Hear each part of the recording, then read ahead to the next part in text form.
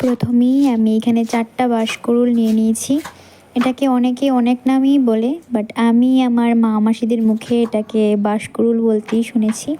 তোমাদের ল্যাঙ্গুয়েজে এটাকে কে কি বলো আমাকে নিশ্চয়ই কমেন্ট করে জানিও। গুদক আমার বরাবরই খুব পছন্দ, সেটা শুটকি দিয়ে হোক আর শুটকি না দিয়ে হোক, মাংস ধারে কাছে আসবে না। আর এটা খুব হেলদি। আজকে আমি পুরো তেল মশলা ছাড়া একদম কিছু ইউজ করব না। দেখতে থাকো আমার পুরো রান্নাটা। এখানে আমি একটা পেঁয়াজ একটা রসুন দিয়েছি, আর একটু যাতে গুদকটা থকথকে হয় তার জন্য আমি রামাস আর আলুও দিয়েছি, একটু অন্যান্য সবজি ইউজ করেছি, আর দুটো শুটকি দিয়েছি। দ্যাটস ইট, আর কিচ্ছু লাগবে না। আর এটা খেতেও অসাধারণ হয়, আর অবভিয়াসলি খুব হেলদি, কারণ তেল মশলা কিচ্ছুই নেই এটার মধ্যে। তোমরা যদি চাও যে এটা শুধু কড়াইয়ে করতে তাহলেও করতে পারবে, কোনো অসুবিধা নেই। কড়াইয়ে করলে সব সবজি দিয়ে বাস জল দিয়ে সিদ্ধ করে নেবে, বাস আর কিছু লাগবে না। বাট আমি প্রেশার কুকারে করে নিচ্ছি, তাতে তাড়াতাড়ি হবে, যেহেতু তেল মশলা কিছু দেবো না বা সাতলানোর কোনো ব্যাপার স্যাপার নেই, তার জন্য আমি কুকারে একবারে বসিয়ে দিয়েছি। তবে আমি ঝালটা খুব কম পরিমাণেই দিয়েছি, কিন্তু তোমরা যারা ঝাল খেতে পছন্দ করো একটু বেশি করে ঝাল দিয়ে দিও। গুদকটা ঝাল খেতেই ভালো লাগে, যেহেতু আমার একটু সমস্যা আছে তাই আমি একদম মরিচ কমিয়ে দিয়েছি।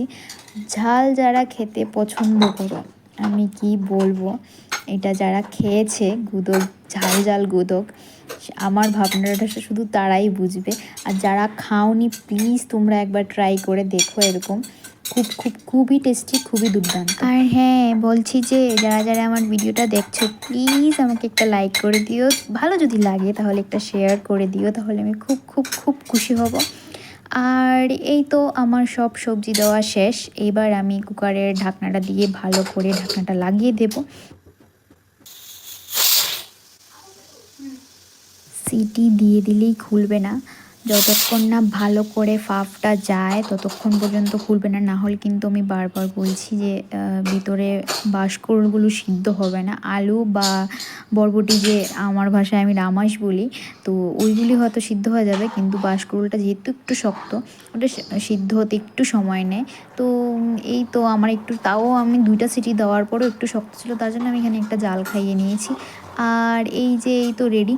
দেখতে হয়তো এতটা পছন্দ নাও হতে পারে, কারণ আমি কোনো মশলা ইউজ করিনি, ইভেন আমি হলুদটাও ইউজ করিনি, বাট খেতে অপূর্ব ছিল, জাস্ট অসাম। তো চলো আজকের জন্য এর দূরই, সবাইকে টাটা।